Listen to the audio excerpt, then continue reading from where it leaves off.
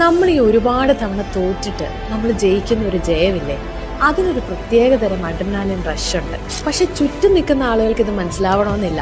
ചിലപ്പോൾ അവർ ഭയങ്കര എക്സൈറ്റഡ് ആയിരിക്കും, ചിലപ്പോൾ അവർ അലറി വിളിക്കും, പൊട്ടിച്ചിരിക്കും.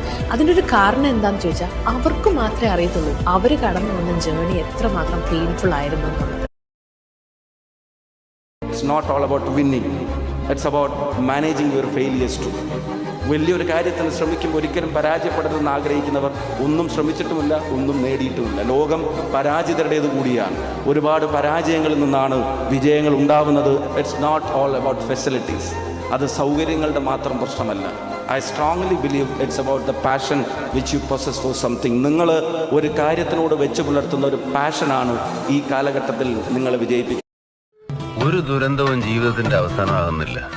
അങ്ങനെയാണെങ്കിൽ ഹിരോഷിമയിലും നാഗസാക്കിയിലും പിന്നെ ജീവിതമേ ഉണ്ടാകാൻ പാടില്ല. എല്ലാം അവസാനിച്ചെന്ന് കരുതുന്നിടത്ത് വീണ്ടും പുതിയ പ്രതീക്ഷകളുണ്ടാവും.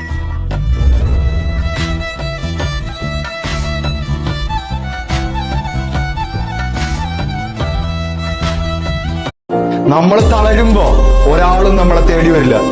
നമ്മൾ തകർന്നിരിക്കുമ്പോ അവർ അപ്രത്യക്ഷമാവും. നമ്മൾ തിരിച്ചു വരാൻ ഒരുങ്ങുമ്പോ അവര് നമ്മളെ പരിഹസിക്കും. എന്നിട്ട് നമ്മൾ വിജയിക്കുമ്പോ അവർ നമ്മളെ വെറുക്കും. പക്ഷെ വീണ്ടും വീണ്ടും വിജയിച്ചു കൊണ്ടേയിരിക്കുമ്പോ അവര് നമ്മളെ പിന്തുടരും.